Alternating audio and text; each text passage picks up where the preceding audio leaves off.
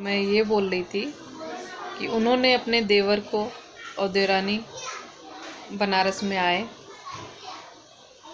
और जब भी मैं बच्चे को दे चुकी थी तो वो लोग तो लेके गए। और फिर उन लोग जब भी मैं अपने ससुराल के सामने ही पहुंची थी तो मुझे बहुत तकलीफ़ हो रही थी अपने बेटे के लिए। फिर भी ये चीज़ मैंने सोच के भुलाया कि मैं अकेले परवरिश कर नहीं सकती थी उसका। वहाँ पे कम से कम उसके दादा दादी बाप जो भी होंगे देख एक साथ में मिलके उतने लोग तो हैं ना उसके साथ, जो कि मुझे वो रखना तो चाहते थे, लेकिन दूसरा ऑब्जेक्ट लगा के कि मतलब जब मैं थी तो किसी और का बच्चा था। जब ले लिए तो 1 लाख रुपया मांग रहे थे। 1 लाख रुपया मैं लेके जाती तो वो मुझे रिटर्न मेरा बेटा देते, और जब भी मेरे पास था तो उनकी वैल्यू नहीं था वो चीज़। ऐसा था सिस्टम। तो ठीक है, मैंने ये सोच के कि कम से कम मेरा तो जो हो रहा है पता नहीं, उस बेटे का भविष्य सुधारने के लिए बोले तो उसके परवरिश हो जाएगा, पल जाएगा। परवरिश कैसा करेंगे ये नहीं पता मुझे, जो भी करेगा अपने बच्चे के लिए अच्छा ही करेगा। लेकिन मैं ये सोच के मैंने अपने मन को बहलाने लगी कि ठीक है। तो वो बंदे ने, उनके देवर देवरानी जो थे, मुंबई आए, अपनी बहन के पास मुझे रखा उन्होंने। वो जिससे साथ उन्होंने शादी रचाने के लिए बोल रहे थे, वो बंदा ने सामने आया, कुछ सवालें किए कि मेरे गांव में आजू बाजू बहुत झगड़ा होता है, आप लड़ सकते हो क्या? हमारे यहाँ मारपीट होता है, लाठी चलता है, तो इतना जिगर है कि आपके पास? मैं बोली अगर यही सवाल करना था तो आप बनारस में भी कर सकते थे। किसी बहन बेटी को ऐसे उठा के लाना बिना शादी का और फिर ये क्वेश्चन करना, ये सही था कि कोई ऐसा करता है? किसी माँ बाप अगर किसी बेटी के ऊपर माँ बाप का साथ नहीं है हाथ, तो उसके साथ कुछ भी लोग करे। मतलब एक मैं सामान बन चुकी थी। मैं जो जहाँ बेचता था पार्सल, ऐसा घूमती थी मैं। ऐसा सिस्टम हो गया था। तो उन्होंने जब भी मैंने रो के मैंने बोला कि मैं तो झगड़ा बोले तो मैं जवाब भी नहीं दे सकती। अभी जो मैं इतना बोल रही हूँ यहाँ से सीख ली हूँ, मैं कड़क हो गई, स्ट्रॉन्ग। क्योंकि इतना अगर जो इंसान सहेगा तो कुछ तो बदलाव आएगा। आप लोग सोचो, उस टाइम में रोने के अलावा कुछ नहीं करती थी, कुछ जवाब ही नहीं होता था। कोई अच्छा कर रहा है कि बुरा बोल रहा है, कुछ भी उसका जवाब नहीं देती थी मैं। तो उन्होंने क्या किया,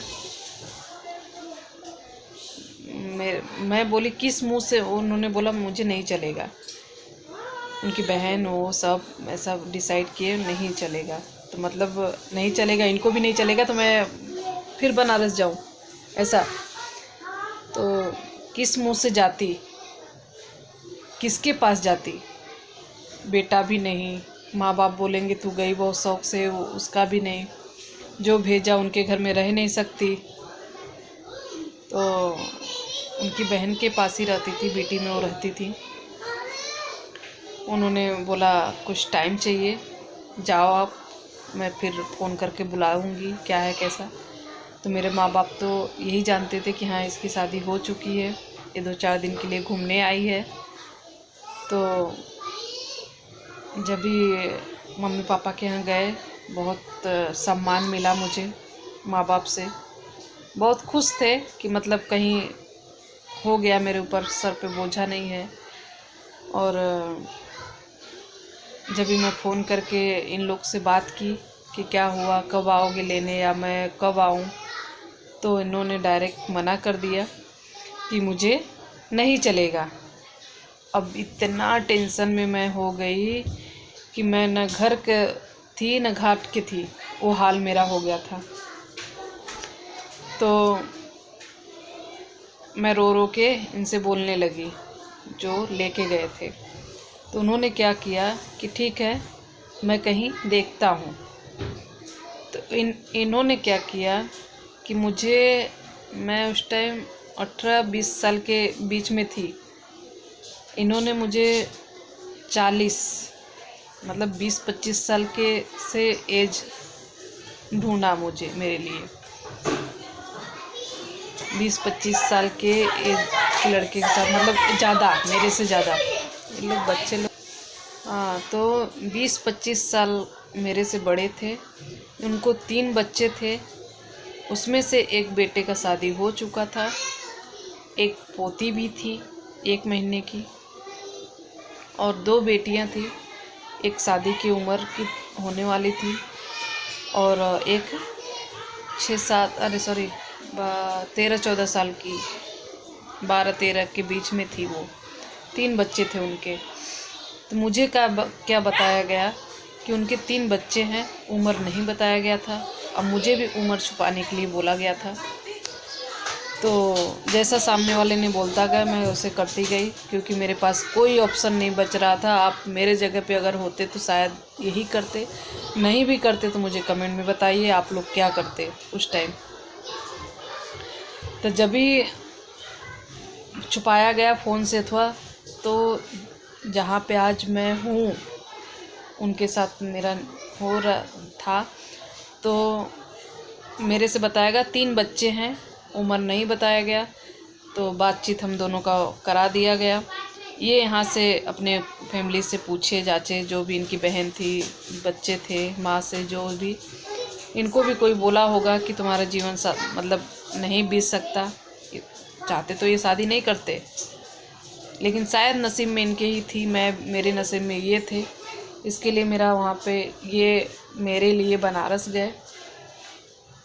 सिर्फ तुम में कब अपने पिक्चर देखा होगा, उसके सेम उसके जैसा हुआ मेरा सीन, कि कपड़े से ही पहचाना गया एक दूसरे को, ना कोई देखा नहीं था। मेरे पापा आए थे पहुंचाने मुझे स्टेशन, उनको लगा कि जिसके साथ ये गई थी उसी के साथ वो आए हैं लेने, उनको यही लगा।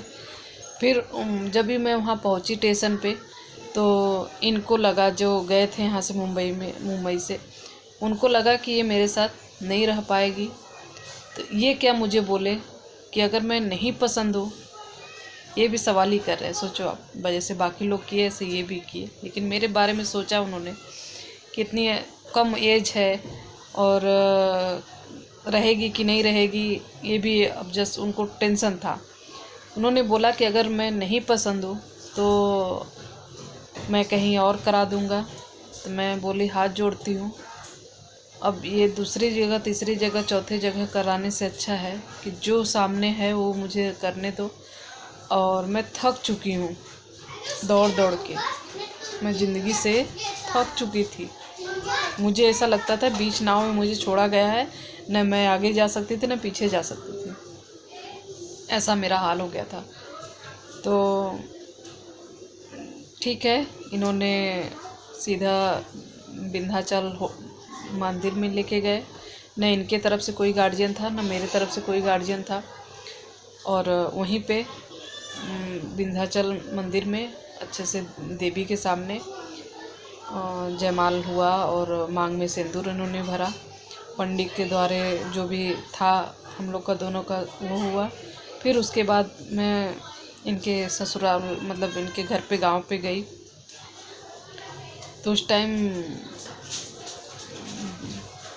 इनके बेटे और बहू और बहन और बड़ी वाली बेटी यहाँ पे थे। बाकी मेरी सास, देवरानी, देवर और मेरे ससुर वहाँ पे थे, और छोटी वाली बेटी वहीं थी। जब भी मैं वहाँ पे गई तो बहुत आदर सम्मान मिला, ऐसा नहीं है। बहुत लोग खुश हुए कि कितने लोग गांव के तो ये सोचे कि इनकी बहू आई है साथ में। तो मुझे रास्ते में मालूम पड़ा कि इनकी बहू भी है। एक बार ये झटका लगा मुझे। फिर जब भी इनके घर पे गई तो कुछ लेडीज़ थी, बात कर रही थी कि अरे मैं तो सोची बहू आई है। तो एक जन बोल रही है कि अरे मैं सोची अगर बहू है तो हाथ में बच्चा भी होगा, बेटी है मतलब वो। तो ये दूसरा झटका था कि मतलब बहू तो बहू है, एक बेटी भी है,